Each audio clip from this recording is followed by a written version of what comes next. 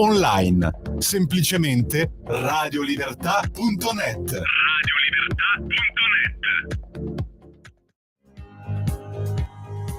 Va ora in onda la rassegna stampa. La linea a te, Pier Vittorio. Ciao Andrea, grazie mille, buongiorno a voi ascoltatori e ascoltatrici, ben ritrovati qui sulle magiche onde di Radio Libertà. E allora Andrea, mi confermi? L'audio tutto ok? Perfetto, vero? Sì, tutto bene. Benissimo, e allora davvero magiche queste onde e non ci stanchiamo di ripeterlo proprio nel centenario della radio. La nostra emittente infatti ha ottenuto il microfono d'oro grazie al programma Chilometro Zoom dei campionissimi Antonino Danna e Lorenzo Viviani, che salutiamo. Oggi dunque rassegna stampa per analizzare queste dimissioni di San Giuliano dopo tanto gossip che francamente ci aveva anche stufato, visti insomma i ben più seri problemi di cui invece dovremmo discutere.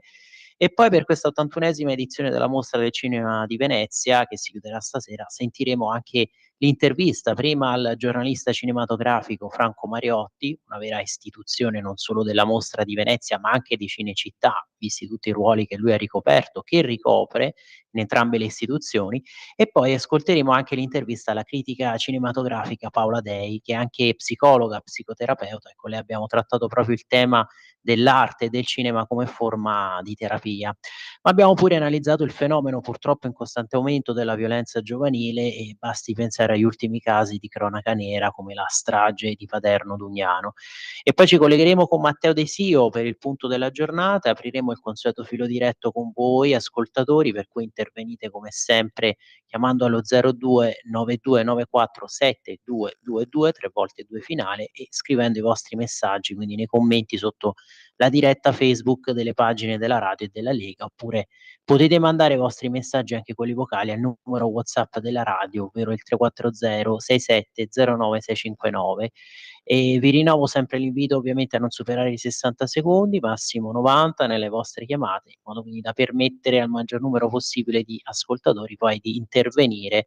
Naturalmente se un intervento dovesse superare i 90 secondi saremo purtroppo obbligati a sfumarlo. E termino questa parte degli avvisi, mi scuso già perché può essere ripetitiva, è ripetitiva, ma ovviamente per chi si collega per la prima volta dobbiamo ripeterli questi avvisi, quindi vi ricordo che potete seguirci sempre dal televisore, canale 252 del digitale terrestre, ma anche dal canale digitale della Radio DAB, dalle pagine Facebook, quindi di Radio Libertà e della Lega come dicevamo, e dal nostro nuovo sito internet con una nuova veste grafica e continui sempre aggiornamenti, approfondimenti. E poi anche dalle app di Radio Libertà per i sistemi operativi iOS e Android e dai canali Twitch e YouTube. E naturalmente abbonatevi e sosteneteci, quindi basta che andiate rispettivamente sulle sezioni abbonati e dona ora del nostro nuovo sito internet. E allora iniziamo subito questa cavalcata, vedete qui dalla prima pagina di Libero, mi confermi Andrea che sta andando, vero, la condivisione schermo, non ci sono problemi, No, vero? nessun Perfetto. problema.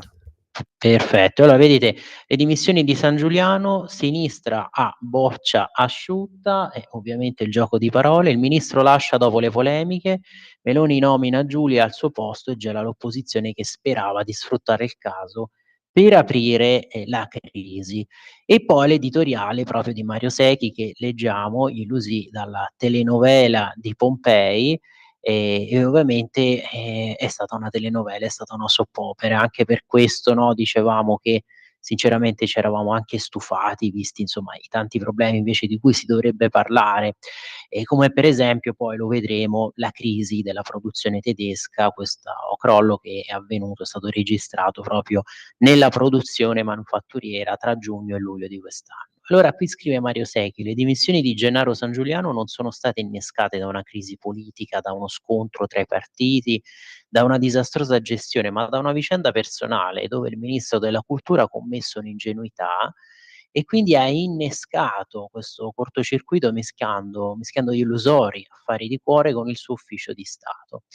La soluzione a tutto questo garbuglio, a questo guazzabuglio era solo una: liberare l'istituzione e se stesso dalla sovrapposizione tra la politica e una liaison finita male.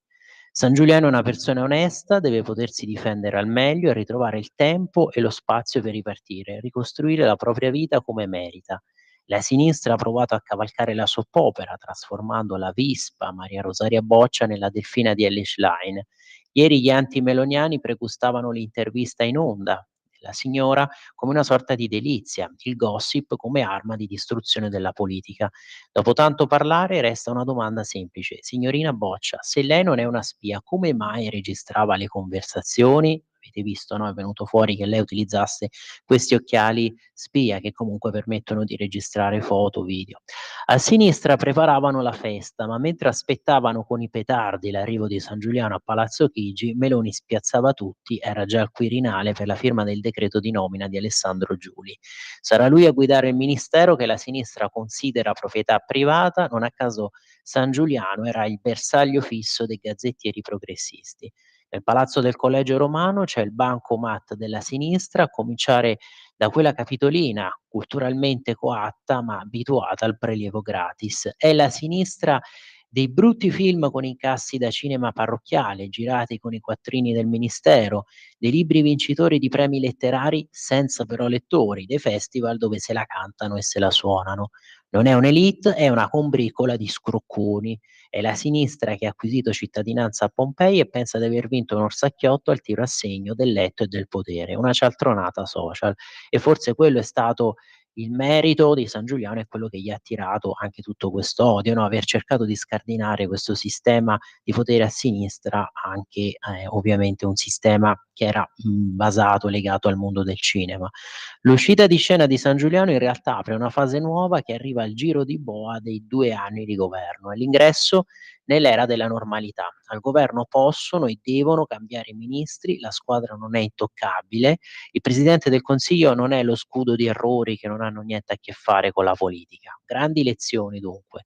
Il governo ha guadagnato il nuovo ministro Giuli, ottimo successore di San Giuliano, Maria Rosaria Boccia ha superato i 100.000 followers su Instagram, la sinistra resta all'opposizione con le mani sempre vuote per i prossimi 3 anni. La telenovela di Pompei è finita e insomma viene da commentare appunto finalmente. Qui sempre poi nella prima pagina di Libero vedete, no, anche gli approfondimenti, l'ex marito che addirittura la stronca, infatti adesso andiamo a leggere questi articoli. Maria Rosaria insiste: "Non ho spiato nessuno", il successore appunto l'ex firma di Libero, dal Maxi alla cultura, sapete, no, si è già detto, scritto che comunque un profilo più moderato, un polemista gentile, raffinato, così è stato descritto appunto il successore Giuli. E poi invece la sorpresa di Orban che si è presentato al forum Ambrosetti, e a Cernobbio arriva anche Giorgia, Viktor, che ha definito appunto la Meloni una sorella preziosa, una sorella cristiana, e poi ha attaccato l'Unione Europea e ha anche ribadito che l'Unione Europea non sta compiendo nulla per far cessare la guerra tra Ucraina e Russia, anzi continua ad alimentarla. La provocazione anche contro la Salis, no, questa sceneggiata italiana, perché ha appunto detto: "Dalle aggressioni al Parlamento europeo solo in Italia poteva succedere, lo stile Salis, una violenta alla UE". Questo è l'articolo di Tommaso Montesano. Viktor Orban, si sa, non è un tipo che le manda a dire, anche nella veste paludata di presidente di turno del Consiglio dell'Unione Europea, basti pensare alla visita a Mosca dal presidente russo Vladimir Putin proprio all'inizio del mandato a luglio. E ieri quindi ospite d'onore della sessione mattutina del forum Ambrosetti di Cernobbio, il primo ministro d'Ungheria veramente non le ha mandate a dire. E poi l'ideona di Gualtieri, questo sempre per i disastri di Roma, della capitale, troppi turisti, allora Fontana di Trevi chiusa. È come blindare Roma, questa è l'ipotesi al vaglio. L'idea di chiudere la Fontana di Trevi inserendo un ticket a tempo gratuito per i romani a 2 € per i non romani può far sorridere come una boutade di fine estate. I danni poi dell'ideologia green, di questo ecofanatismo anche per quello che sta succedendo, no, nell'industria automobilistica, piano della Lega per salvare l'auto, anche Toyota in crisi per i diktat green, l'economia migliore nella UE, il super debito non spaventa i broker, l'ultima ecoballa, pensate, per Bonelli il caldo è colpa del governo. E poi l'articolo, la riflessione di Daniele Capezzone, ovviamente su questa ossessione del fascismo, visto che appunto la Mostra del Cinema di Venezia si presenta anche il film M, il duce fa bene alle tasche di chi lo attacca, quindi tratto dall'opera di Scurati. Quindi come al solito questo antifascismo che continua a nutrirsi, no, di questi argomenti in assenza e morte però del fascismo. Capite appunto l'ossimoro, la contraddizione. Per evidenti ragioni, essendo nato nella seconda metà dell'Ottocento ed essendo morto nel 1950, il grande Trilussa, Carlo Alberto Salustri, ingiustamente ricordato solo come poeta romanesco, non ha fatto in tempo a conoscere gli attuali protagonisti del Festival del Cinema di Venezia, eppure senza saperlo li ha ben rappresentati in una indimenticabile sonetto dedicato all'ipocrisia di certi politici. La poesia, intitolata con raddoppio romanesco di una consonante, la sincerità negli comizi, descrive un deputato che si commuove parlando in piazza. Ma a quella commozione Trilussa non crede, allora pianse così bene che quasi ci rideva pure lui. Ecco, sostituite deputato con un attore, un regista e uno scrittore e ci siamo. Perché? Qui andiamo appunto a pagina 11 e poi vediamo anche la reazione dell'ex marito di Boccia e anche le manovre della Lega in Unione Europea per fermare il folle bando di motori endotermici. E qui appunto spiega invece appunto Daniele Capezzone perché appunto ci sarebbe, no, questa sceneggiata quasi alla Trilussa per quello che invece abbiamo visto sulla serie di Sky M, Il figlio del secolo, tratto dai libri di Antonio Scurati, in cui appunto Luca Marinelle veste i panni del duce. In che senso? Come ieri vi ha raccontato sul libro il nostro Luca Beatrice, è stato appena presentato a Venezia la serie M, tratta dai lavori di Antonio Scurati sul Duce, che gli abbonati si sorbiranno su Sky nel 2025 e fin qui affari loro, libera serie in libera TV. Libero abbonamento e libero etere, libero fischio e libera piazza. Il guaio, aprite fazzolette, è che a margine piangono tutti, frignano, soffrono maledettamente e soprattutto ci rendono partecipi del loro grande dolore. Ecco il protagonista che interpreta Benito Mussolini, Luca Marinelli. Da antifascista che sono, è stato la cosa più dolorosa e ancora è stata la cosa più dolorosa che mi sia capitata nella mia carriera. Lo segue pure lui col fazzoletto agli occhi, il regista Joe Wright. Grazie a Mussolini ho capito l'uomo che non voglio essere. E tenetevi forte perché piange a dirotto pure Antonio Scurati, che invece abbiamo visto cappa, no, di questo antifascismo. Ciò che l'arte democratica e antifascista può fare non è evocare il fascismo, ma disperderlo e fugarlo. E infatti sicuramente per disperderlo e fugarlo Scurati non sappiamo se dalla trincea resistenziale del Tennis Club Ravello starebbe già lavorando a un quarto volume della sua saga. E poi la conclusione, qui veramente ci sarebbe da leggerlo tutto, ma dobbiamo correre oggi, ossessionati e così più regolare del susseguirsi delle stagioni, più fastidioso dell'arrivo di una cartella esattoriale, più prevedibile di una nenia già ascoltata 1000 volte, più devastante di una canzoncina ipnotica nordcoreana in Italia di tanto in tanto si ricomincia a parlare, a straparlare, verrebbe da aggiungere, di fascismo. E da quando un paio d'anni fa Giorgia Meloni ha vinto le elezioni, siete andati ancora più fuori di testa, vedete fascismo e fascisti ovunque ed è bene ricordarlo, no, di tutto questo antifascismo in morte, in assenza del fascismo che è già morto, defunto, seppellito. Allora dicevamo andiamo un attimo a pagina 4 per vedere anche le dichiarazioni dell'ex marito della Boccia. Vedete qui l'ex marito: "Non invidio il ministro, passerà dei guai". E poi appunto aggiunge l'accusa su Rete 4: "L'uomo è stato sposato con Maria Rosaria, non sono stupito, un anno di nozze mi è bastato con lei, intanto lei supera i 100.000 follower". Questo è l'articolo di Salvatore Dama.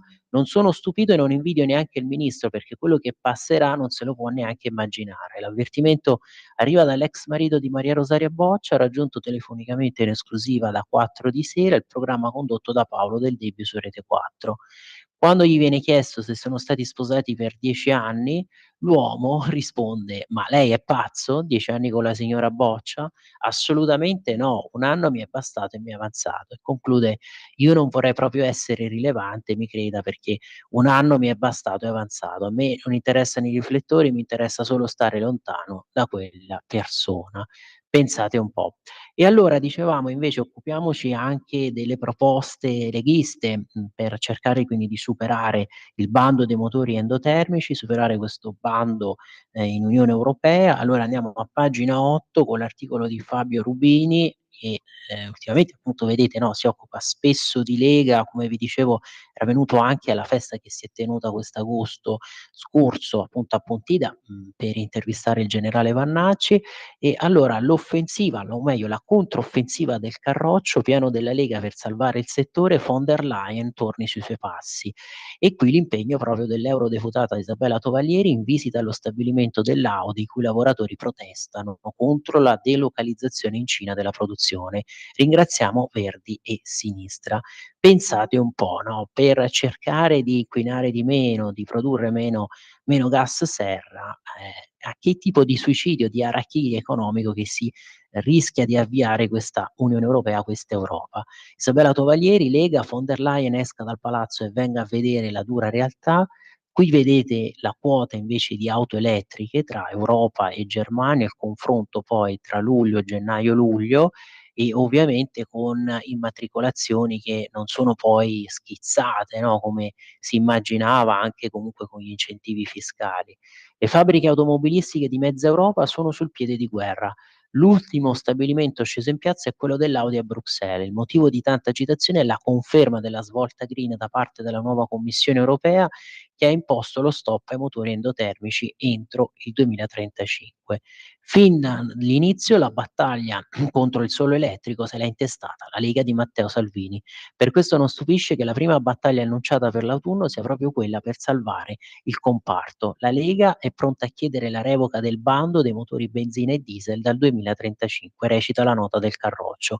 Lo stop alla loro produzione sta già creando gravissimi danni all'economia europea, senza alcuna certezza di ottenere miglioramenti significativi dal punto di vista.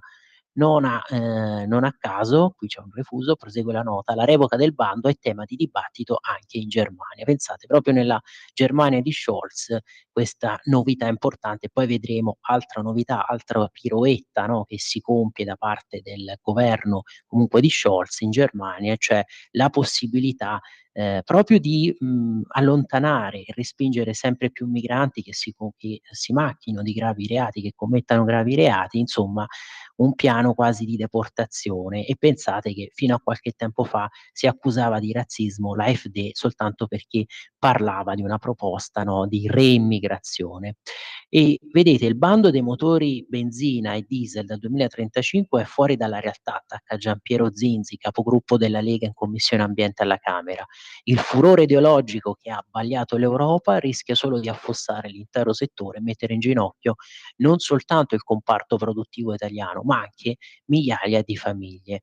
E ora che il flop delle auto elettriche, prosegue Isabella Tuvalieri, ha fatto registrare in Germania un calo delle immatricolazioni, pensate, del 37%, le fabbriche iniziano a chiudere, a licenziare, a delocalizzare le produzioni in paesi extra UE come la Cina. Un risultato che per l'eurodeputata è il risultato degli ultimi anni di malgoverno di Verdi e sinistre in Europa. La Lega ha sempre denunciato questi pericoli e continuerà a battersi perché Bruxelles riveda gli obiettivi del Green Deal finché è ancora in tempo per salvare, oltre all'industria europea, anche i portafogli dei cittadini.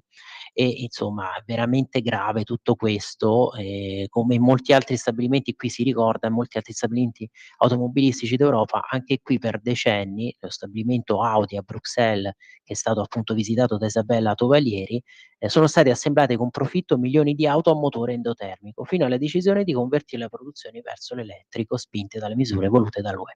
E allora, Andrea, mi confermi piccola pausa e noi ci ritroviamo fra pochissimo.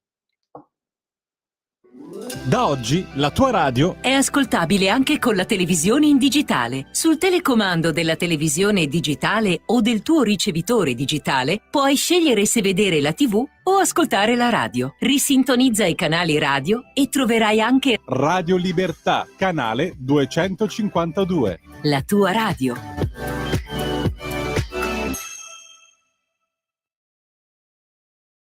A te Pier Vittorio. Grazie Andrea, allora ritorniamo qui per la rassegna stampa, siamo ancora libero a pagina 9 perché ci dobbiamo occupare anche del fango che è stato gettato dalla BBC contro la leghista Cisinte. L'ex sindaca di Monfalcone faceva rispettare le regole perché praticamente questo servizio della BBC ha fatto vedere che la Cisint, quasi per capriccio, no, avesse vietato il cricket nel suo comune. La BBC contro Monfalcone, l'ex sindaca Anna Maria Cisint, oggi l'eurodeputata della Lega. L'emittente inglese aveva realizzato un servizio dal titolo La città che ha bandito il cricket. Svolgimento: un giocatore di cricket bengalese residente a Monfalcone si è lamentato perché è stato multato mentre giocava in una piazza pubblica. Piccata la risposta della Cisint. Se si gioca a cricket in aree vietate con rischio per l'incolumità pubblica, per la sicurezza, è doveroso che il comune compia la propria parte con tutti i provvedimenti necessari. Del resto non è inconsueto nei comuni italiani vedere cartelli con scritto vietato giocare a calcio senza suscitare particolari polemiche ed effettivamente qui assolutamente ha ragione Anna Maria Cisinta, ha ragioni da vendere. Andiamo a pagina 6 invece per parlare riparlare ancora di Orban a Cernobbio, il numero 1 di Budapest, Giorgia sorella preziosa, Salis, eleggere i violenti è uno strano stile italiano. Il premier ungherese contro l'esponente di AWS è un caso sorprendente, non si può perseguire perché il Parlamento le concederà l'immunità. Ilaria scatenata è un tiranno illiberale, continuerò a combattere lui e i fascisti. Vabbè, qui veramente sembra di sentire parole in libertà da parte della Salis.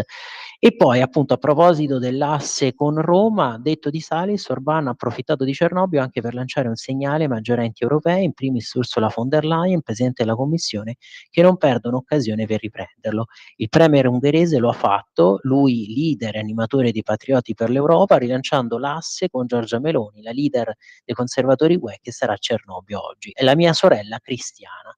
All'inizio questo tipo di rapporto non ha avuto un ruolo importante nella politica europea, ora insieme possiamo aprire una nuova era. Avere le stesse basi culturali gioca un ruolo più importante rispetto al passato, non è solo appunto una collega politica. E poi è venuto anche Zelensky, no?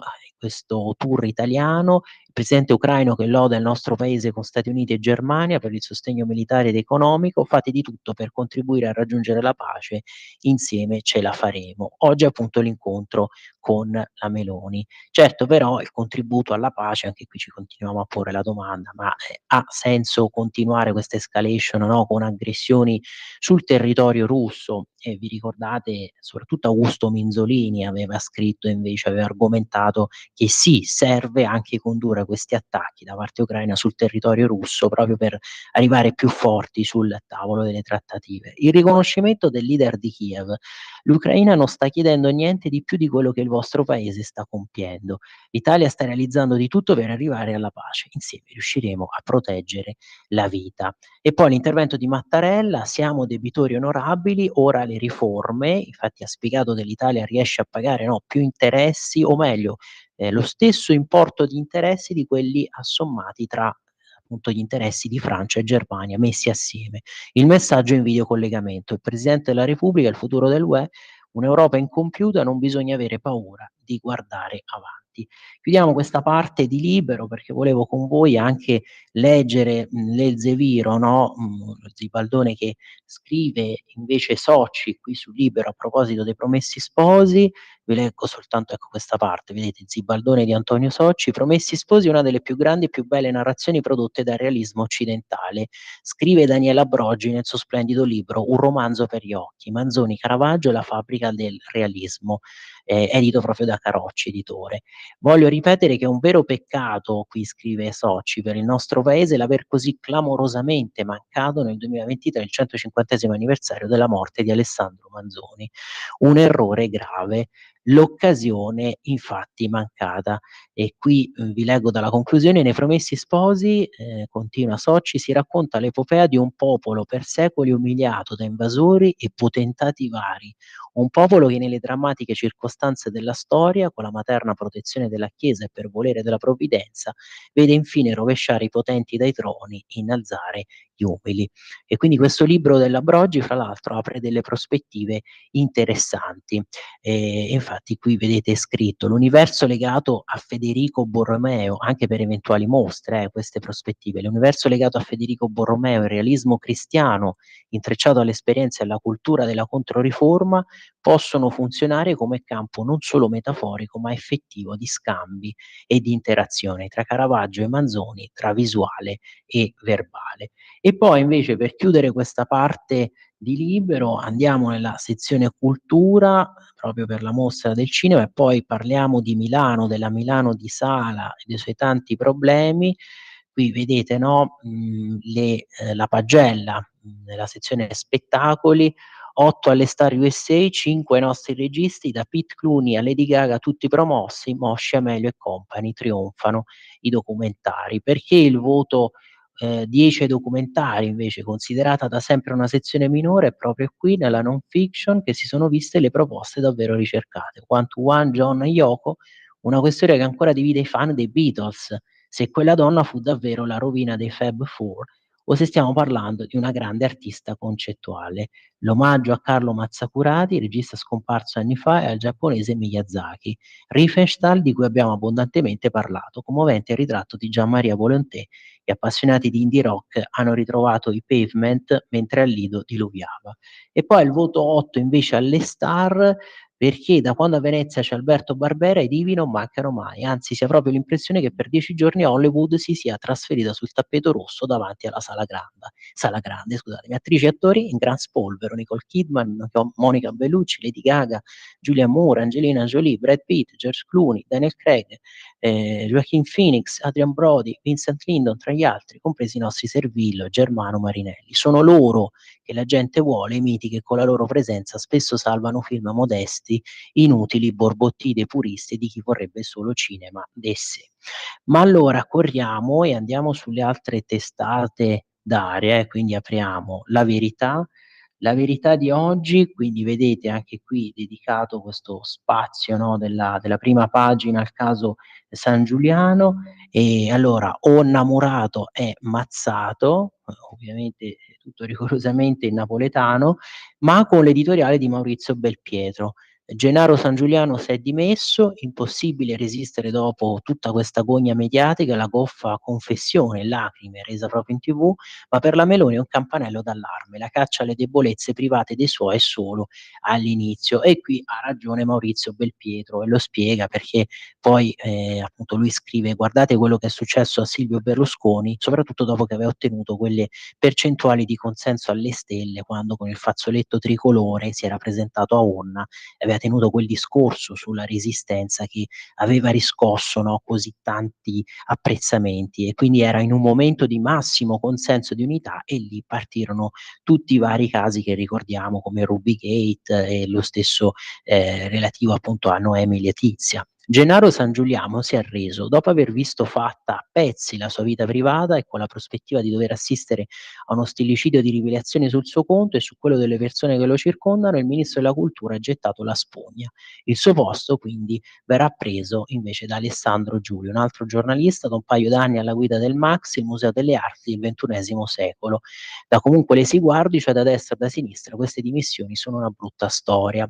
Seguo a pagina 3, ecco quello che vi dicevo, vi ci porto, vedete, governo avvisato, occhio agli affari privati, perché questa sarà l'arma con cui l'opposizione cercherà di attaccare il governo, non potendo magari e non volendo entrare nel merito di alcuni provvedimenti. Come insegna la parabola politica di Berlusconi, qui prosegue Maurizio Belpietro, la sinistra non possiede argomenti e si attacca pure alle lenzuola. L'assedio iniziato con il caso Gianbruno continuerà. L'ex titolare della cultura bisogna riconoscere di aver smontato il sistema rosso del cinema. E quello che vi dicevo prima, no? Quindi l'insegnamento che si può trarre, che richiama alla mente l'ultima stagione di Silvio Berlusconi, scrive Belpietro, Silvio Berlusconi Premier, ricordate il 25 aprile a Onna, dopo il terremoto all'Aquila, con il fazzoletto tricolore al collo, l'allora Presidente del Consiglio raggiunse appunto il massimo del suo consenso, però subito dopo scivolò sui rapporti con Noemi Letizia, la ragazza di Portici a cui accorse per il compleanno. Quello fu l'inizio della sua fine, o se volete l'inizio di un calvario giudiziario che ne demolì l'immagine indagine, anche se poi a distanza di anni fu assolto. Non avendo trovato nient'altro con cui incastrarlo, alla fine lo misero in croce per le donne, il suo vero punto debole. Ricordo che Repubblica sguinzagliava per i vicoli della cittadina campana tutti i suoi migliori cronisti, meglio di un'operazione di polizia. Dopo Noemi venne Letizia D'Addario e poi Ruby Rubacuori e le Olgettine. Le vicende private del premier in breve diventarono politiche. Oggi Berlusconi non c'è più, tuttavia c'è chi sogna di ripetere l'operazione. E appunto prima, come dicevamo, con il caso Gianbruno, poi Arianna, infine San Giuliano. Ma chiudiamo questa parte però sulla verità, perché appunto vedete c'è a pagina 4 non solo elettrico, alleati dei socialisti eppure Asso e Lombardo si svegliano sul green, e questo appunto l'articolo di Gianluca Baldini. Salvini attacca, chiederemo la revoca della messa al bando dei motori termici, Urso parlerò in UE, piani da rivedere, invece la Ferrari che non cede, avanti con i bolidi alla spina, mentre Volvo annuncia la rinuncia all'obiettivo di produrre soltanto auto con motore elettrico a partire dal 2030, continuerà a produrre anche le ibride, la Ferrari tira dritto e continuerà a sviluppare powertrain alla spina. E invece poi quello che vi stavo dicendo, no, sulla Germania socialista che spiazza tutti, ma anche la stessa Inghilterra di Starmer, vedete Londra e Berlino svoltano a destra, trasferiamo i migranti all'estero, questo con governi di sinistra. E qui scrive Francesco Borgonovo giustamente, no, se certe soluzioni che diventano accettabili solo se vengono, come al solito, proposte dai leader progressisti. Starmer è al lavoro per un accordo con l'Estonia per, pensate, deportare sul Baltico i detenuti stranieri in eccesso. Il governo Scholz vuole copiare il piano Ruanda mollato dagli inglesi per allontanare il surplus di immigrati. E giustamente qua si fa riferimento anche a tutte le polemiche che erano state sollevate dalla sinistra in Italia, invece quando la Meloni aveva proposto il piano, no, per portare degli immigrati e far analizzare, valutare le loro domande di asilo appunto in Albania, il piano per l'Albania. Così a sinistra scordano le critiche alla Meloni sul patto con l'Albania. E infatti vedete qui è scritto da Borgonovo: da mesi si polemizza ferocemente in Italia sul piano di trasferimento di una parte di stranieri in apposite strutture situate in Albania.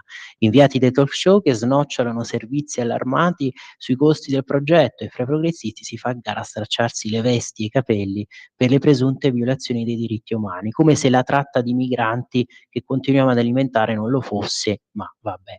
E poi invece volevo leggervi anche questo intervento di Lorenzo Fontana, del leghista, presidente della Camera dei Deputati Lorenzo Fontana, a proposito della Cina. Vedete qui siamo a pagina 6, no, della Verità. E allora G7 a Verona, la Cina che falsifica le regole del mercato, il documento presentato appunto da Lorenzo Fontana. Il G7 dei parlamenti riunito a Verona che esprime forti preoccupazioni per le pratiche protezionistiche della Cina. Il documento finale presentato da Lorenzo Fontana, presidente della Camera, e sottoscritto dai colleghi, esprime la preoccupazione per il persistente orientamento industriale della Cina e per le politiche e le pratiche complessive non di mercato che stanno causando ricadute globali, distorsioni del mercato e dannose sovraccapacità in una gamma crescente di settori, mettendo in pericolo i nostri lavoratori, le nostre industrie, la nostra resilienza economica e la nostra sicurezza. E poi oggi, per concludere qui sulla Verità, pagina 10, Paolo Del Debbio che critica anche questo viaggio, no, comunque del pontefice in Indonesia, perché? Perché il Papa in Indonesia pensa al clima e tace sulla libertà di culto negata. Francesco in visita a Giacarta scorda la vera crisi in atto, quella del cristianesimo. Appunto l'articolo a firma di Paolo Del Debbio, perché giustamente, no, si fa notare che l'incontro si svolge in Indonesia, dove non è che ci sia tutta questa libertà religiosa, un paese che ha il maggior numero di musulmani nel mondo, 220 milioni, l'80% della popolazione professa la fede islamica. Peccato che la Costituzione indonesiana garantisca la libertà di culto ed espressione religiosa solo per 6 religioni ufficiali, quindi l'Islam, il protestantesimo, il cattolicesimo, l'induismo, il buddismo e il confucianesimo, tutte con percentuali irrisorie, anche se in base ai dati della conferenza indonesiana sulla religione e la pace vi sono all'incirca, pensate, 245 forme religiose non ufficiali di varia ampiezza. E poi, diciamo, la seconda critica, perché qui vedete Paolo Del Debbio fa riferimento anche comunque al fatto che il viaggio sia stato seguito in pompa magna da Avvenire, la stessa CENO l'abbia seguito tanto e l'abbia apprezzato. Non c'è dubbio che nel mondo ci siano problemi di disumanizzazione, questo è il tema che comunque è stato affrontato, no, dal pontefice durante il viaggio, ma anche problemi di tipo ambientali. Mi permetto però di rilevare tuttavia che nel mondo c'è anche un problema che dovrebbe rappresentare per il Papa il core business, ovvero il tema della crisi paurosa che sta attanagliando il cristianesimo, particolarmente in Europa. E poi la provocazione, qui vedete, di Del Debbio a proposito della disumanizzazione delle persone, dell'alienazione nel lavoro. Lui giustamente qui scrive che consiglia, oltre alla lettura della dottrina sociale della Chiesa precedente a Francesco, qui vedete, no, viene citata la Rerum Novarum di Papa Leone XIII, si possono leggere con grande giovamento, e qui il registro, lo stile diventa ironico, si possono leggere i manoscritti economico-filosofici del 1844 scritti da Carlo Marx.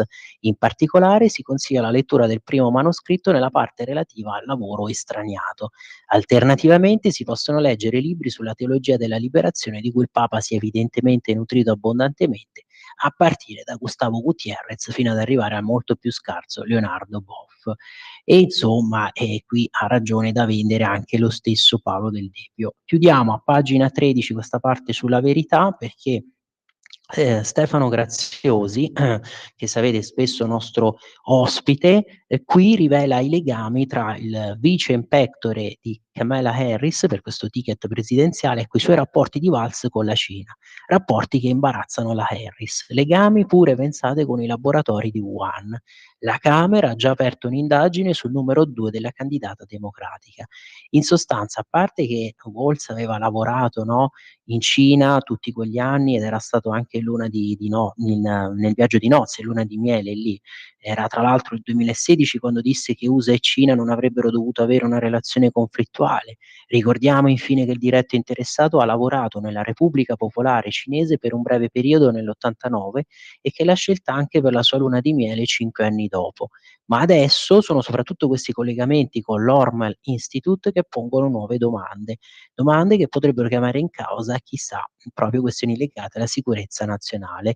Ed è questo, no, vedete, l'Orwell Institute. Il governatore del Minnesota infatti intrattiene dei legami piuttosto stretti con questo istituto, centro di ricerca medica che, secondo quanto è stato riferito dal Washington Examiner, vanta a sua volta delle collaborazioni proprio con il famigerato Istituto di Virologia di Wuhan. Stiamo cioè parlando dell'ente da cui potrebbe essere fuoriuscito il Covid-19. Lo scorso aprile l'attuale vice della Harris si è recato in visita all'Orwell Institute, il quale sul proprio sito ha ricordato che da deputato Walz gli garantì oltre $2 milioni in acquisizioni tecnologiche. E allora chiudiamo questa parte per le testate d'area, perché poi Andrea dobbiamo far sentire anche le nostre 2 interviste che abbiamo realizzato e poi ovviamente aprire il filo diretto con voi ascoltatori, sentire Matteo De Sia. Apriamo quindi Matteo De Sia, apriamo il giornale, andiamo sulla prima pagina di oggi, vedete anche qui il giornale San Giuliano che si libera e poi l'editoriale di Alessandro Sallusti. Ma i carnefici non vinceranno. Gennaro San Giuliano si è dimesso da ministro della cultura, onore a Gennaro San Giuliano che ha anteposto l'interesse generale al suo, mettendo fine a un dramma personale che stava diventando però farsa nazionale. A noi mancherà la sua intelligenza, ai suoi carnefici mancherà la terra sotto i piedi. E dobbiamo ricordare che Alessandro Sallusti è stato uno dei primi che aveva già suggerito, consigliato appunto a Gennaro San Giuliano di dimettersi per evitare, no, di prolungare questa agonia e queste critiche. Quindi a noi mancherà la sua intelligenza, dicevamo, ai suoi carnefici mancherà la terra sotto i piedi, più che terra in realtà si tratta del fango nel quale si pensava ancora di sguazzare a lungo, no? Soprattutto da parte del sistema politico-mediatico ostile al governo. Questo sistema politico-mediatico che si era convinto di aver trovato in una vicenda personale una sorta di gallina dalle uova d'oro. Fine delle trasmissioni, fine della caccia all'uomo, della caccia alle streghe, giù il sipario. A chi mi ha chiesto perché mai ieri avevo pubblicamente consigliato al ministro di fare questo difficile passo, ho risposto con sole 2 parole: perché sì. Ci sono scelte che non necessitano di spiegazioni o di ragionamenti raffinati, di calcoli complessi. Andava compiuto punto e a capo. Ogni parola in più saprebbe di moralismo, di retorica, di giustizialismo, di opportunismo, insomma di campi del pensieri che non appartengono a noi del giornale. Oggi dovremo sorbirci gli squilli di tromba dei presunti vincitori a reti unificate. Paghiamo il dazio volentieri, perché Gennaro San Giuliano è stato e continua a essere una persona che nella vita ha realizzato e realizzerà qualcosa di importante. Invece la sua carnefice Maria Rosaria Boccia sarà presto espulsa dalla società civile proprio da quel sistema che in questi giorni l'ha elevata, fatta assurgere a eroina nazionale. Se ne faccia una ragione, non serve più a nulla e a nessuno. Dopo essere stata coccolata e cercata da giornali e televisioni, sarà sputata fuori come si fa con gli impresentabili. E qui è durissimo Alessandro Sallusti. Al di là di eventuali conseguenze penali, il sospetto che si tratti di persona inaffidabile e ricattatrice la seguirà come un'ombra tutta la vita. E questo è già in sé una condanna. Voleva la dottoressa Maria Rosaria Boccia entrare nelle stanze del potere, bene, ma proprio bene che le vada, potrà puntare alla stanza del grande fratello, ma solo se Pier Silvio Berlusconi cambia idea e riaprirà quelle porte al genere trash. Insomma, essendo il tempo galantuomo, aspetterei a stabilire chi in questa brutta storia sono i vinti e chi i vincitori. E insomma, qui Alessandro Sallusti sostiene che lei sarà sputata via dal dibattito pubblico, però alcuni sostengono bisogna stare attenti perché magari lei ha conservato altre registrazioni, potrebbe aver conservato qualcos'altro di compromettente, potrebbe continuare a ricattare tutto il governo Meloni. Chiudiamo questa parte però sul giornale perché a pagina 12 proprio Biloslavo parla di immigrazione in Germania e Alessandro Gnocchi sulla mostra di Venezia a pagina 25. Allora velocissimamente andiamo a pagina 12, vedete qui il governo tedesco che ora scopre i clandestini di Fausto Biloslavo, qui vedete Scholz, e allora l'Europa si sta svegliando sull'immigrazione illegale e violenta, l'ultimo ad aprire gli occhi dopo aver bacchettato, l'aveva anche fatto più volte sul tema Giorgia Meloni, è il peggior cancelliere della storia tedesca, Olaf Scholz.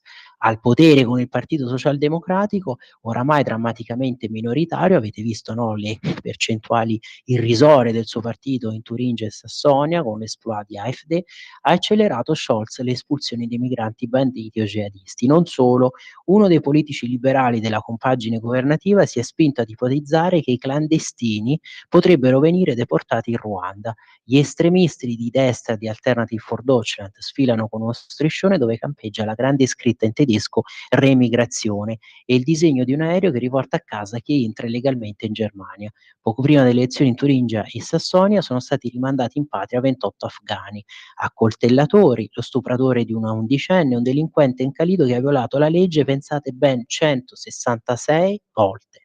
Queste sarebbero le risorse no, per l'Europa. Peccato che i talebani abbiano messo subito in libertà alcuni degli espulsi, considerando i reati compiuti in Germania irrilevanti. Ecco qua, i talebani no, che sono tornati al potere dopo quella fuga precipitosa degli americani, ricordiamocelo, sotto la presidenza Biden.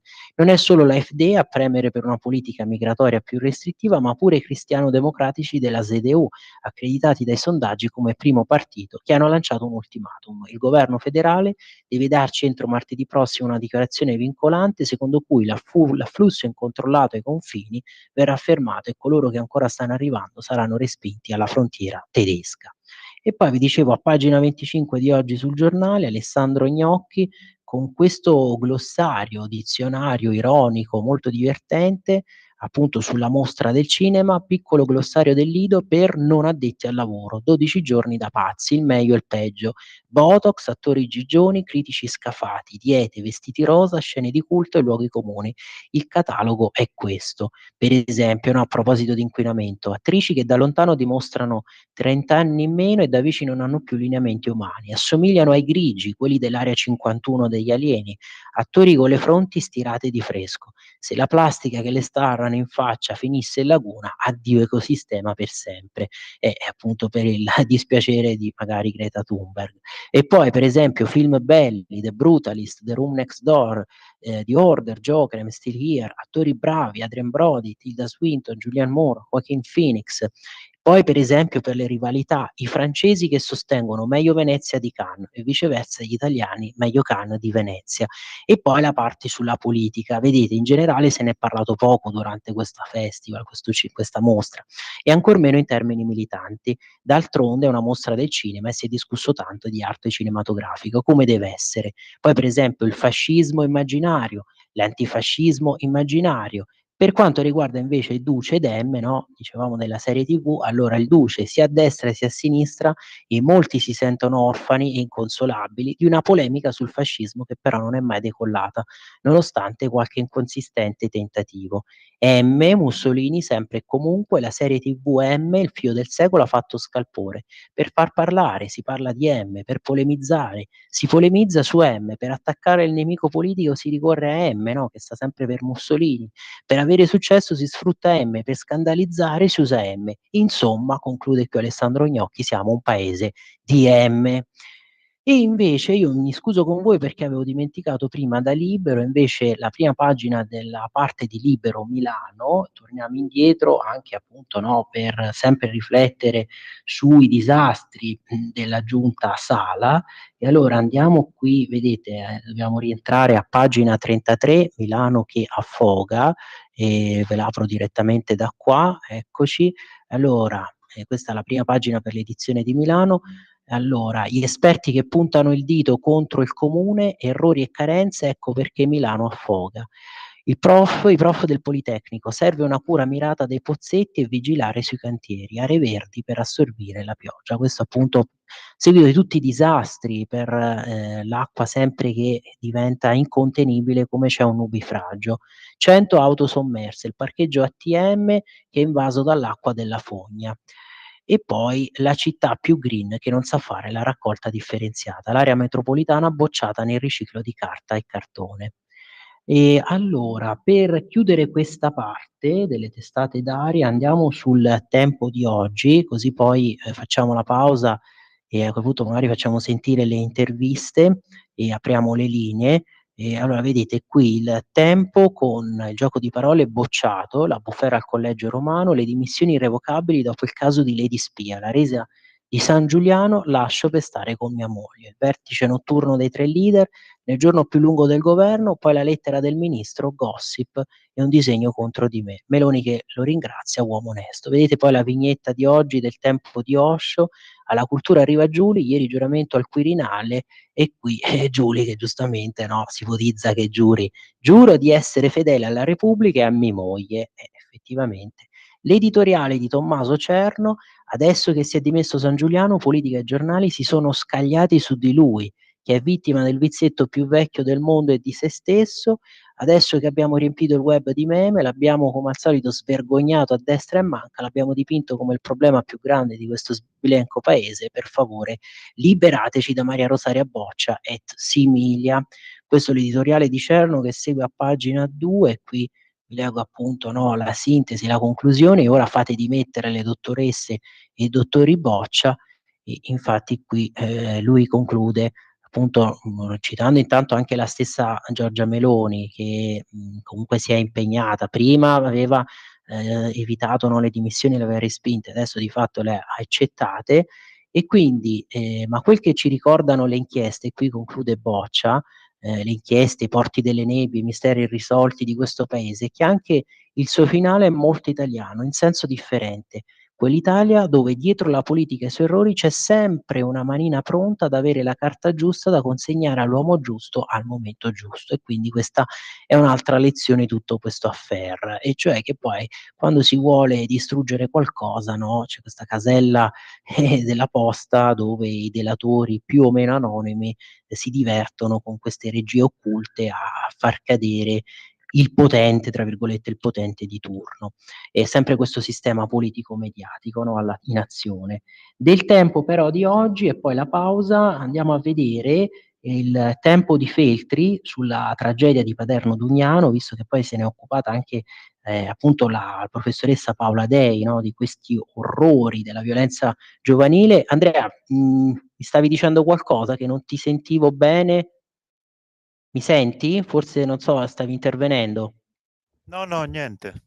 Ah, okay, sentivo, mi sembrava di aver sentito la tua voce. Allora, prima della pausa, vedete a pagina 11 del Tempo di oggi, il Tempo di Feltri, appunto sulla vicenda di Paderno Dugnano e su quello che adesso toccherà ai nonni del ragazzo, di questa belva umana, 17 anni, che ha sterminato tutta la sua famiglia. Vedete, la prova è in mano dei nonni, tenere insieme l'amore e la rabbia.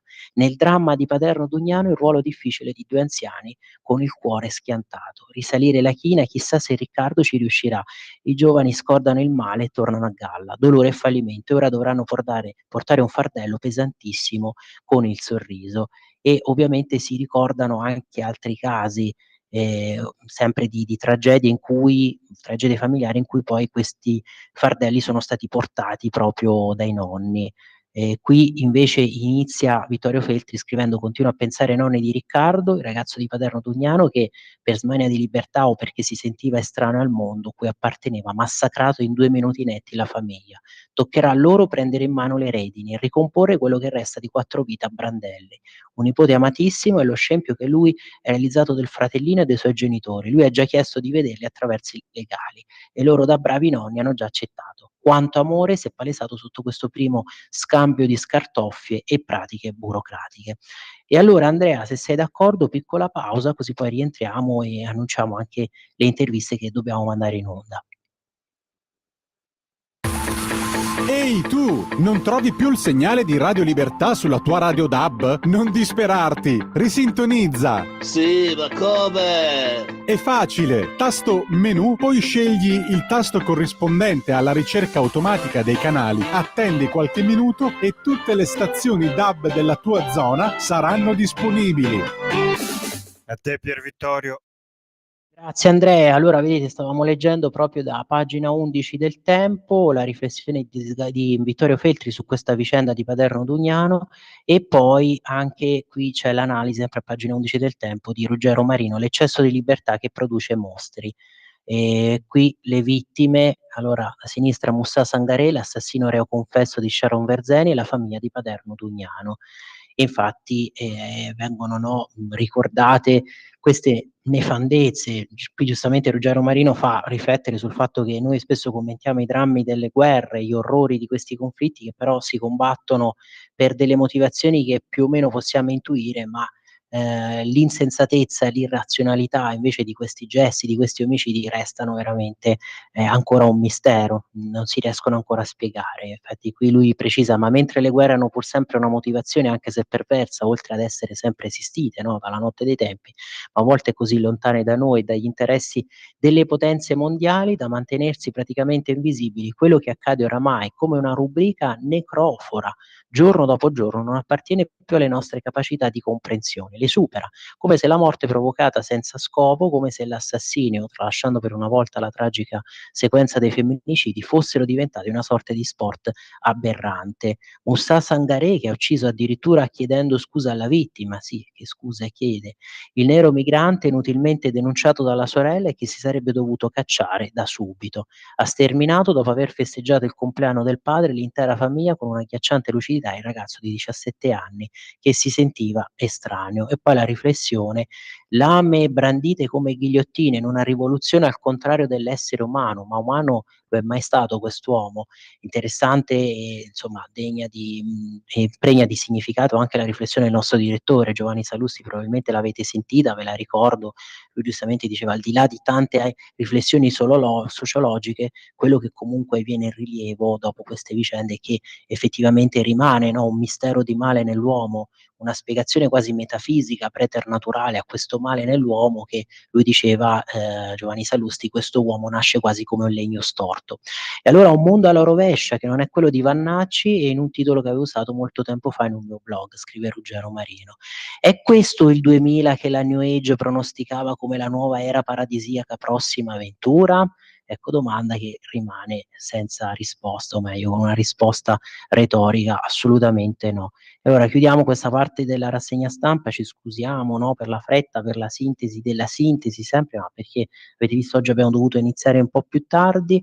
Allora, ecco qua, prima pagina del Corriere: San Giuliano, il passo indietro, lascio, devo stare vicino a mia moglie, Meloni, uomo onesto, prendo atto, Giuli, nuovo ministro della cultura. In una lettera le dimissioni irrevocabili, pronto a presentare un esposto in procura, indaga anche la Corte dei Conti, boccia, mi dispiace tanto. E poi qui vedete in alto, proprio per la chiusura della festa, del festival della mostra del cinema, Venezia, stasera Leone d'Oro, sfida tra Almodovar, il Brasile e The Brutalist. L'editoriale quindi di Fiorenza Sarzanini su queste dimissioni, l'inevitabile conclusione, ma io volevo farvi riflettere su questo fatto qui, cioè pensate che il Corriere della Sera di oggi sulla vicenda di San Giuliano, questo fa capire anche, no, le linee editoriali, gli atteggiamenti di alcune redazioni, dedica tutte queste prime pagine alla vicenda. Io con voi scorro, vedete qui siamo a pagina 5, nomina Lampo, Giuli per la cultura, pagina 6, il ritratto di Boccia, la sua intervista sulla 7, siamo a pagina 8 ancora a commentare, no, tutto comunque l'esperienza di Gennaro San Giuliano, i suoi trascorsi, i suoi passati, a pagina 9 i post, le foto, le mail su G7, i 12 giorni della vendetta consumata social, qui siamo a pagina, vedete, 10, la solidarietà del governo, quindi le reazioni a queste dimissioni San Giuliano, le inchieste a pagina 11 danno erariale, solo a pagina 12 del Corriere si inizia a parlare forse di questioni un po' più complesse che ci riguardano anche direttamente, cioè la guerra in Ucraina con la visita di Zelensky. Allora a questo punto io direi di far così, siccome però le interviste sono lunghe, le facciamo partire e poi apriamo il nostro filo diretto con voi ascoltatori e ci colleghiamo anche con Matteo Desio.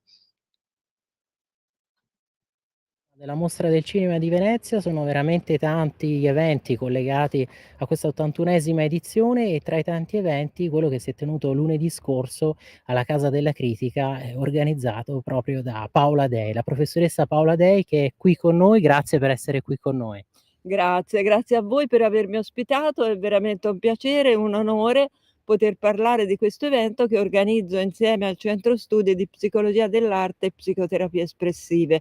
Non sono solo io, ci sono tutti una serie di collaboratori e che portiamo avanti da 7 anni, a cui abbiniamo, si chiama Bulli ed Eroi, Festival internazionale del film per ragazzi Val di Chiana Senese, con la partecipazione di Valdorcia Valdichiana Valtiberina, a cui abbiniamo un premio intitolato ad un grande critico che è Gregorio Napoli e che ci mette in contatto con la memoria del cinema, raccontandoci anche dei film passati che sono stati importantissimi, sia per sensibilizzare anche il pubblico, sia perché hanno contribuito a modificare anche le leggi, la legislazione.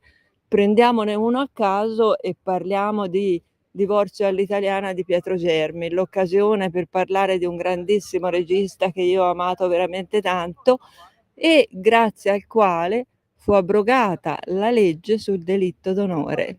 E dunque il film non è soltanto un passatempo, ma riesce anche a modificare il pensiero, a farci riflettere, a farci vedere nuove soluzioni e soprattutto anche a porre degli interrogativi che spesso modificano le leggi. Anche il caso di Franca Viola, la prima donna, hanno fatto anche il film Prima donna, che ha rifiutato il matrimonio d'onore, il matrimonio riparatore.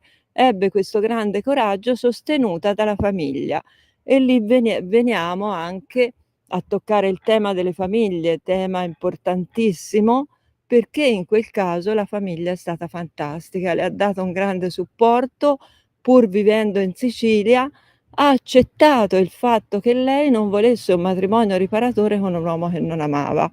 E dunque anche in quel caso c'è un bellissimo dibattimento anche nel film, i dibattimenti italiani sono interessantissimi, ci permettono di comprendere la psicologia dei personaggi cotti e mangiati, ascoltandoli, leggendoli, riusciamo a capire moltissimo e il film ci dà l'opportunità per vedere questi meravigliosi genitori che la sostengono fino alla fine in questa sua decisione molto ben ponderata, molto ben valutata.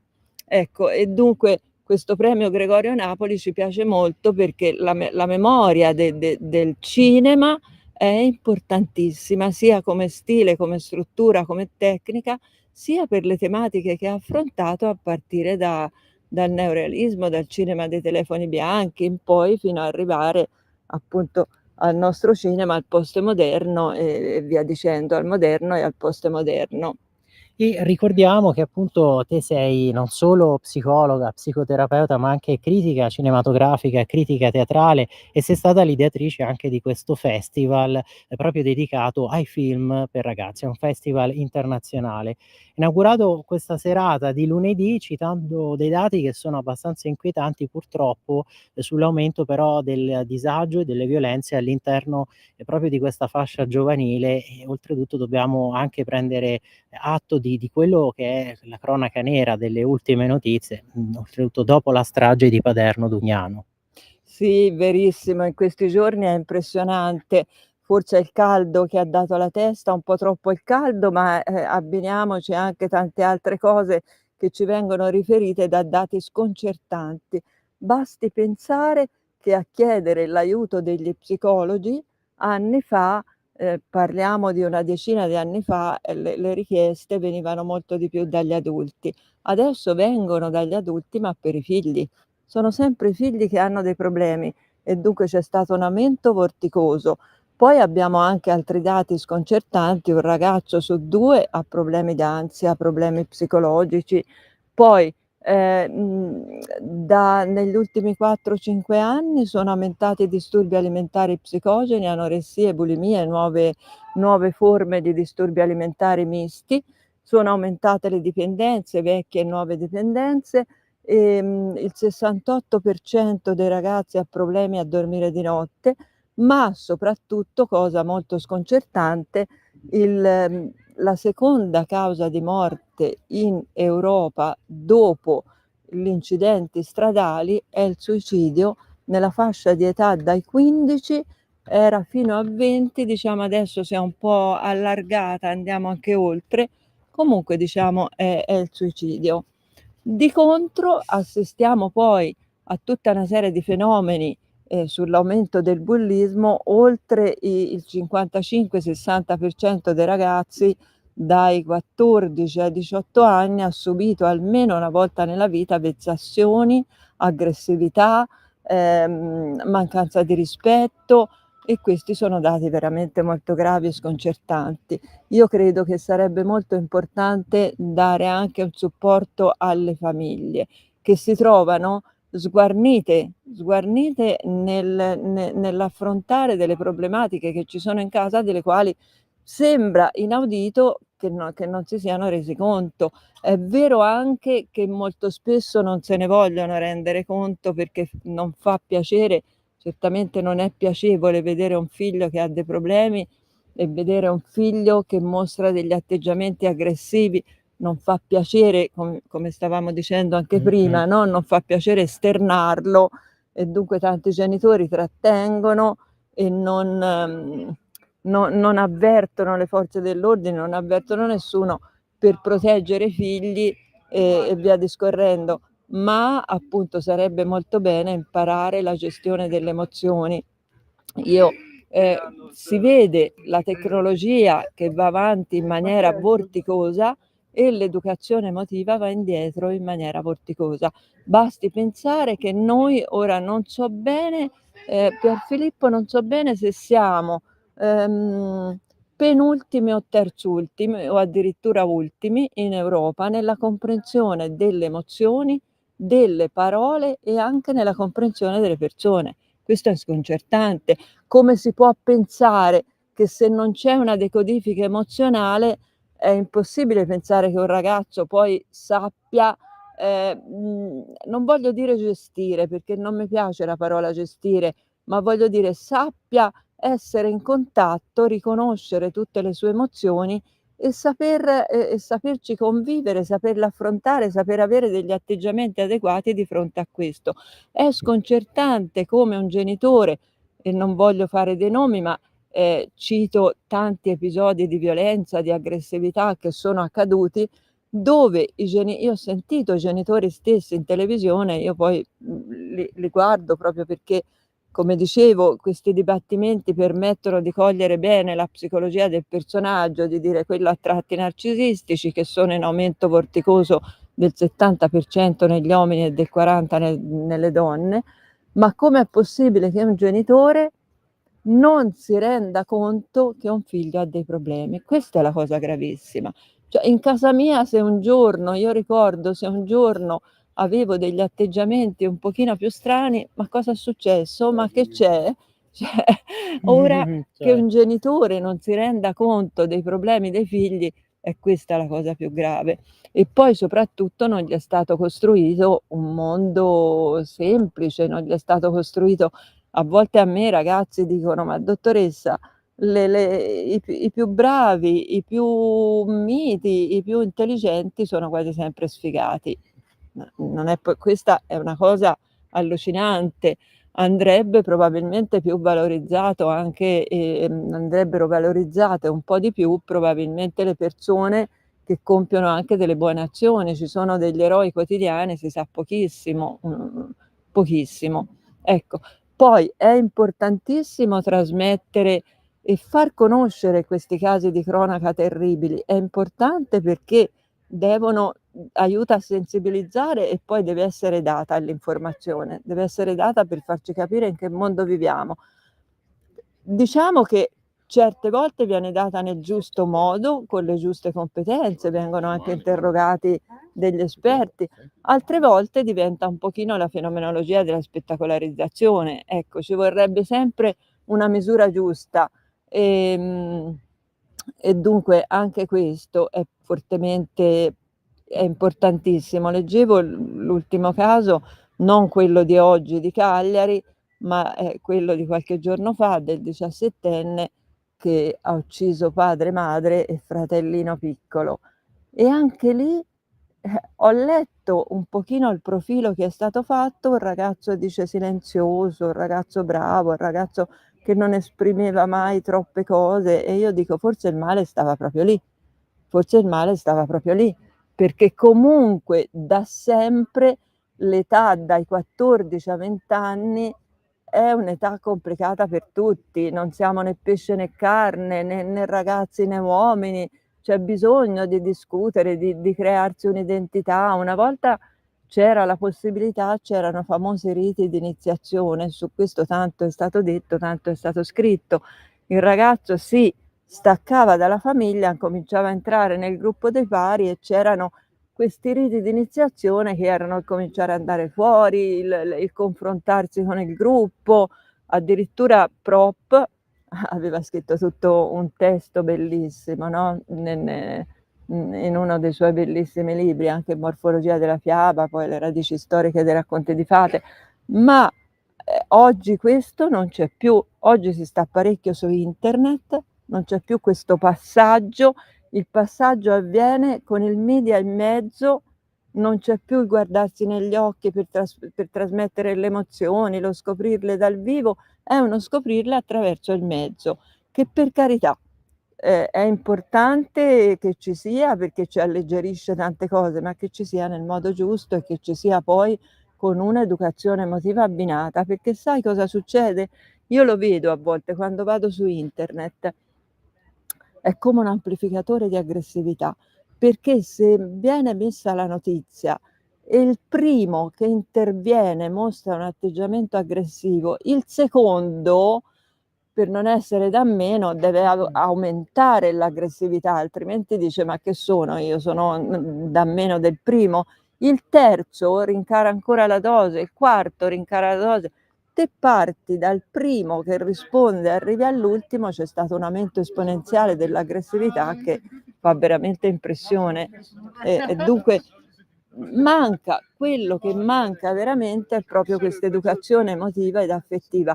E noi abbiamo ideato questo festival Bulli ed Eroi per utilizzare proprio il cinema, le arti hanno sempre avuto un potere magico, catartico, ci mettono in contatto con le emozioni e ci offrono la possibilità di trovare nuove soluzioni, di comprendere qualcosa anche in maniera indiretta, no? E quindi fa anche meno paura il riuscire a fare tutto questo. E poi riescono quantomeno a farci uscire molto spesso anche da situazioni di ansia, di stress. Io ho fatto una sperimentazione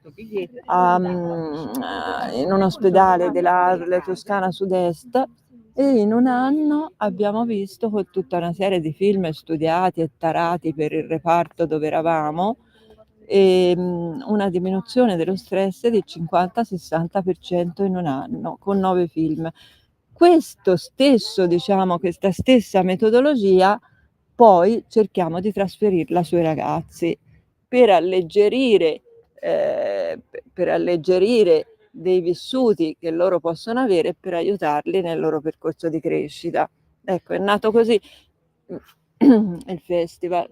E attenzione, perché tu giustamente hai anche sollevato il tema dell'informazione, questo in conclusione, appunto dicevi queste brutte notizie vanno sicuramente fornite anche per sensibilizzare l'opinione pubblica, però probabilmente bisogna anche trasmetterle in un certo modo e forse dare maggiore risalto alle notizie di questi eroi, tanti eroi quotidiani, ecco. Sì, tanti eroi del quotidiano. Noi infatti qui abbiamo visto un film, un cortometraggio realizzato con una tecnica meravigliosa in 3D innovativa, un po' come i videogames, realizzati dalla Side Academy di Verona, e subito, immediatamente abbiamo deciso di dargli un premio, di portarlo al nostro festival, ed è dedicato a Willy Monteiro Duarte. Lui è stato davvero un eroe e io credo che l'aver fatto un documentario su di lui sia stata una cosa grandiosa. Noi faremo tutto il possibile per diffonderlo fra i ragazzi, intanto ha ricevuto un premio e lo diffonderemo il più possibile perché veramente merita far conoscere anche questi eroi. Willy è morto per difendere un amico ed era quello che si faceva quando ero ragazzina io, era quello che si faceva. Lui era rimasto con questo spirito di solidarietà. Oggi purtroppo invece quando si vedono questi fatti vengono filmati.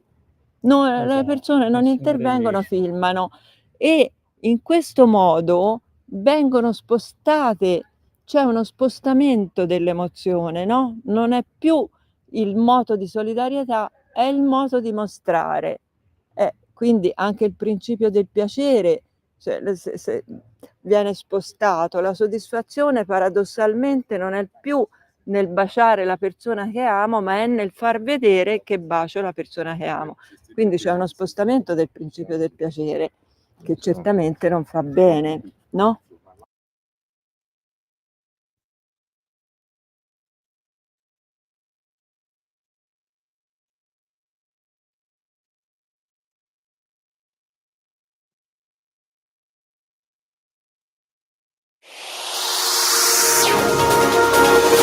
Exclusive Dance Chart. Exclusive Dance Chart. Ciao belli, sono Max Martinelli. Con la DJ Isabi vi aspetto per farvi fare tanti saltelli con la Exclusive Dance Chart, la classifica dance nazionale. Dalle 23 il sabato, se avete voglia di dance, vi aspetto con la Exclusive Dance Chart. Tanti saltelli con la B e il Martinelli. Exclusive Dance Chart. È un'autorità di questa mostra perché è appunto Franco Mariotti, è un'istituzione non solo della Mostra del Cinema per tutti i ruoli che ha ricoperto, che ricopre questa mostra, ma anche per i ruoli che ha ricoperto con Cinecittà. Grazie per essere qui con noi.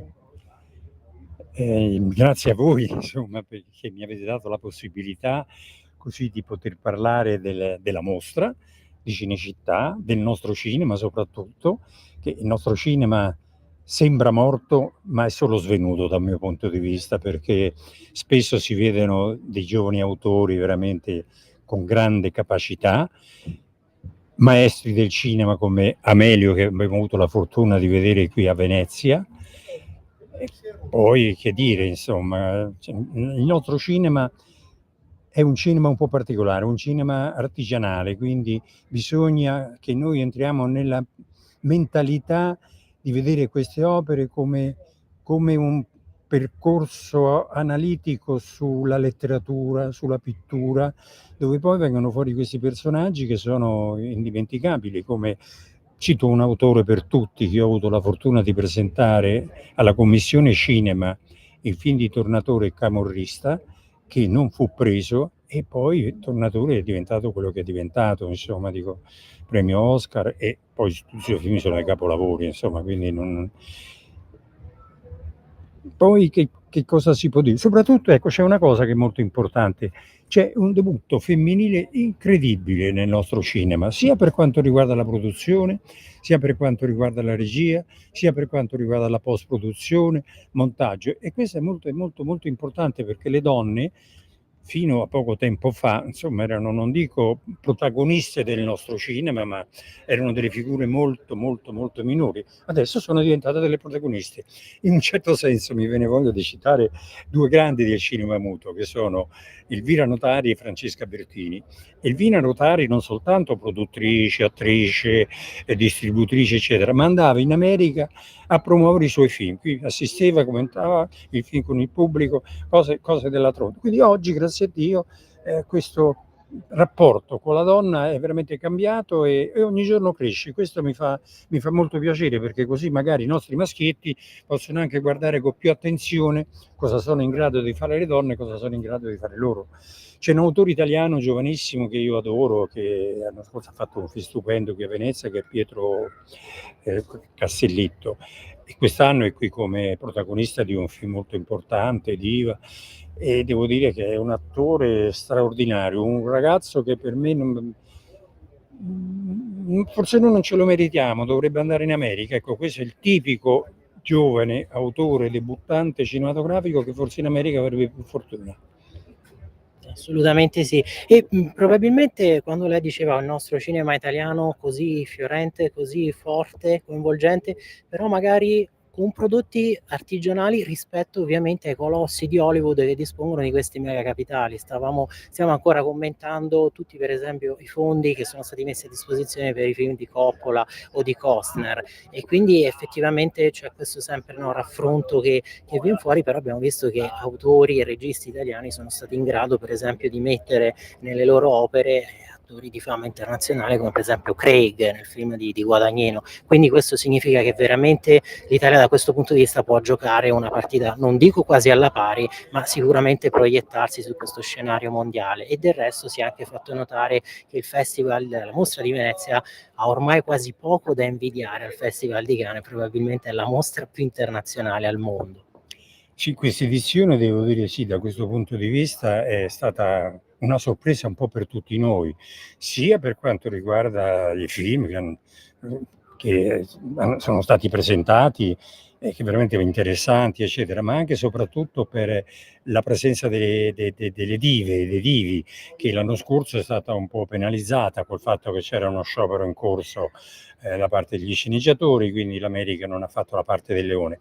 Quest'anno ahimè fa la parte del leone attraverso i grandi divi che sono presenti, perché adesso qui non stiamo elencando i nomi, ma basta guardare i giornali, basta guardare i telegiornali, insomma, e uno vede queste figure storiche, la Kidman e tante altre, insomma, Gaga e così via, Clooney, insomma, sono veramente questa è stata un'edizione molto, molto interessante. Ma una cosa dal mio punto di vista che preoccupa un po': la Mostra d'Arte Cinematografica di Venezia, la parola mostra d'arte cinematografica, credo che ha perso un po' la sua funzione, ma non l'ha persa perché è colpa sua, colpa del direttore, colpa delle commissioni. L'ha persa perché anche il cinema è cambiato e quindi non è inutile rincorrere un prodotto cinematografico che non dico che non possa poi conquistare il mercato, ma sono pochissimi quei film, diciamo, che vengono presentati come film d'autori, di grandi autori, come abbiamo avuto la fortuna di vedere in passato, e quindi ha allargato un po' il suo panorama di visione di quello che è il mondo del cinema. E quindi non a caso sono state presentate anche delle fiction televisive che poi andranno sul piccolo schermo fra non molto, che è una di quelle che è Leopardi, che devo dire che è un capolavoro. Ecco, noi per esempio pecchiamo un pochino in quello che è la produzione cinematografica, ma perché da un mio punto di vista mancano i produttori. In che senso? Noi in passato abbiamo avuto Ponti, De Laurentiis, Bini, insomma tutti grandi personaggi che poi affiancavano il regista sul set, modificavano, se andavano avanti, lo assistivano. Questi ragazzi mi sembrano un po' sperduti. Questa è un po' la mia impressione, forse posso anche sbagliare. Al contrario, insomma, se proprio devo essere sincero, a parte i grandi autori, Guadagnino, vi ripeto, Garrone o Sorrentino, la fiction veramente fa delle cose interessantissime, come Il Leone di Sicilia, come questo Leopardi, che molti vedranno, avranno molto in televisione, sono veramente delle cose a livello internazionale, ma di grandi qualità, da tutti i punti di vista, da un punto di vista di sceneggiatura soprattutto, perché quello che un pochino manca anche nel nostro cinema sono gli sceneggiatori. Dal mio punto di vista non leggono, non si documentano. Cito una frase del mio grande amico Giuliano Montaldo, che diceva sempre, quando ci incontravamo in convegni, incontri e dibattiti, diceva sempre: ragazzi, se volete fare gli sceneggiatori, leggete la Bibbia e i Vangeli e ci troverete tutto, non c'è bisogno poi che frequentate le scuole di recitazione. Veramente, caspita, è una frase intuitiva. Ma il Vangelo, ragazzi, io sono un cattolico praticante, lo ascolto sempre con tantissima attenzione. Allora Gesù andò, vide, gli visse, gli misero, andò, si fece, eccetera, accompagnare. Questa è una sceneggiatura, dico, insomma. Poi lui piangendo, o poi disse che ne contro di me è il mio amico, insomma, voglio dire. E domanda finale, a questo punto, vedendo anche quello che è stato per esempio l'andamento l'anno scorso, no, al cinema della scorsa estate, con questo grande successo dei film Oppenheimer e Barbie, no, e si sostenne, ma allora vedete che il cinema non è morto, le sale si sono riempite, si è parlato per anni, negli ultimi anni, soprattutto dopo la pandemia, del fenomeno Netflix, le serie TV, e qualcuno ipotizzava: questo ucciderà il cinema. Effettivamente anche con quello che abbiamo visto quest'anno, con la grandissima partecipazione di pubblico a tutte le anteprime che si sono tenute, veramente possiamo ribadire che hanno torto questi gufi che davano già per morto l'arte cinematografica, la davano già per morta. Ma il cinema italiano è un pochino debole, devo dire, è inutile, dobbiamo riconoscere, insomma. E la sala cinematografica sta in crisi, perché naturalmente se il pubblico non va a vedere i film, è la sala chiude questo. Quindi anche qui l'investimento che è stato fatto in passato per quanto riguarda le multisale, fatta eccezione quando vengono programmati film importanti, come fra non molto vedremo il film di Tim Burton, quindi non dà, diciamo, una presenza di pubblico di quanto dava in passato. Io tornerei, per quanto riguarda il discorso della sala cinematografica, tornerei alla sala di quartiere. Ecco, cercare così di coinvolgere più persone, perché queste multisale vanno soltanto i giovani. Sappiamo tutti che al cinema vanno i giovani dai 14 ai 25, massimo 30 anni, insomma. E questa è la realtà, insomma. Il cinema italiano, come ripeto, non tutti i film, insomma, meritano l'attenzione da parte di questi giovani. Corrono sui cinema americani, sulla cinematografia americana, perché alla fine trovano sempre qualche cosa che li coinvolge, l'attore, il regista, la produzione, le grandi scenografie.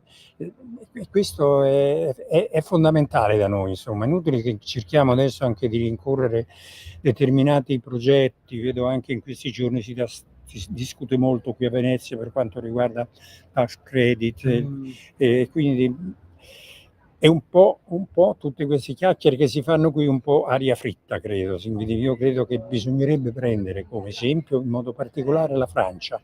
Perché il cinema francese non è in crisi? Perché le sale cinematografiche francesi continuano più o meno ad avere gli stessi spettatori? Perché non ce lo domandiamo? La domanda è questa che noi tutti ci dovremmo fare, ma in modo particolare chi ha la responsabilità di poter poi decidere per affrontare questa crisi che oramai dura da diversi anni.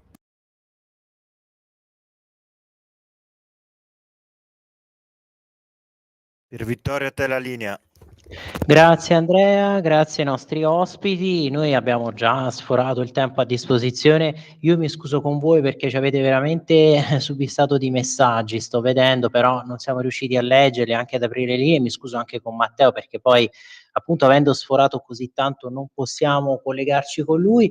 Io vi ringrazio per l'ascolto, volevo soltanto leggere quest'ultimissimo avviso, messaggio finale che ci ha mandato il nostrissimo Marco Grimoldi, e l'aveva ripetuto già ieri anche con Sammy Varin, che salutiamo, e cioè del rinvio della festa dello Spiedo Padano, che invece verrà tenuta, quindi questa festa che è stata spostata per motivi di meteo e sicurezza sarà spostata al 29 settembre, quindi sarà veramente una settimana bella densa, bella carica, perché prima lo Spiedo Padano e poi la festa di Pontida. Allora, grazie ancora a voi per l'ascolto, per i messaggi, grazie a te Andrea, e mi scuso insomma per questo sforamento, e ovviamente buona continuazione di programmazione qui su Radio Libertà e buon fine settimana. Alla prossima!